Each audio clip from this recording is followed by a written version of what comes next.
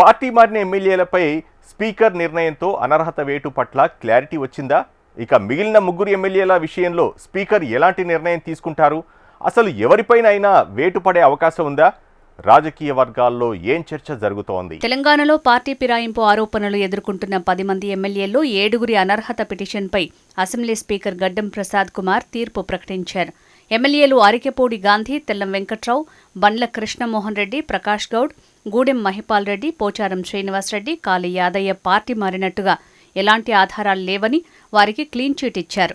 దీంతో ఈ 7గురు ఎమ్మెల్యేలపై ఎలాంటి చర్యలు లేనట్లే అని క్లారిటీ వచ్చింది.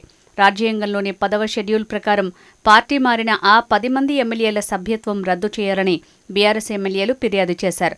దీనిపై అన్ని అంశాలను పరిగణనలోకి తీసుకుని అసెంబ్లీ ట్రైబ్యునల్ చైర్మన్గా ఉన్న గడ్డం ప్రసాద్ కుమార్ ఎమ్మెల్యేల విషయంలో కీలక తీర్పు ఇచ్చారు. అనర్హత పిటిషన్పై తేల్చాల్సింది ఇక మిగిలిన 3 ఎమ్మెల్యేల విషయంలోనే. దానం నాగేందర్, కడియం శ్రీహరి, సంజయ్ కుమార్ విషయంలో త్వరలో నిర్ణయం తీసుకోనున్నారు స్పీకర్.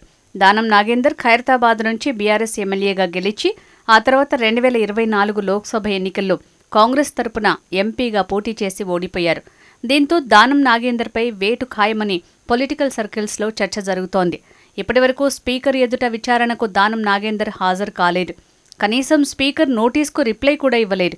మిగిలిన 9 మంది ఎమ్మెల్యేలు స్పీకర్ నోటీసులకు రిప్లైలు ఇచ్చారు. కొంతమంది విచారణకు హాజరై తమ వాదనలు వినిపించారు.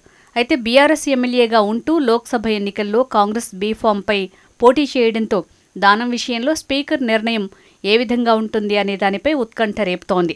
దానం నాగేందర్ సైతం ఉప ఎన్నికలు వచ్చినా తాను సిద్ధంగా ఉన్నానని కామెంట్స్ చేస్తున్నారు.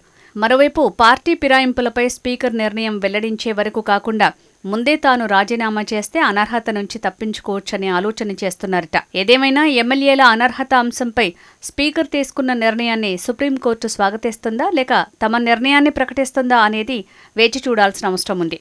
ఇప్పటికే సుప్రీంకోర్టు గతంలో స్పీకర్ను ఉద్దేశించి ఘాటు వ్యాఖ్యలు చేసింది. తాజాగా మరోసారి 2 వారాలు టైం ఇస్తున్నాం, మీకు ఇదే లాస్ట్ ఛాన్స్ అంటూ సుప్రీంకోర్టు ప్రకటన చేసింది. సరైన నిర్ణయం తీసుకోకపోతే తాము తీసుకోవాల్సి వస్తుందని స్పీకర్కు గట్టి వార్నింగ్ ఇచ్చింది ఉన్నత న్యాయస్థానం. చూడాలి మరి మిగిలిన 3 ఎమ్మెల్యేల అనర్హతపై స్పీకర్ ఎలాంటి నిర్ణయం తీసుకుంటారు? పార్టీ మారినట్టు సరైన ఆధారాలు లేవని ఊరట కల్పించిన స్పీకర్ తీర్పును సుప్రీంకోర్టు స్వాగతిస్తుందా లేదా అనేది వేచి చూడాల్సిన అవసరం అయితే ఉందంటున్నారు రాజకీయ విశ్లేషకులు.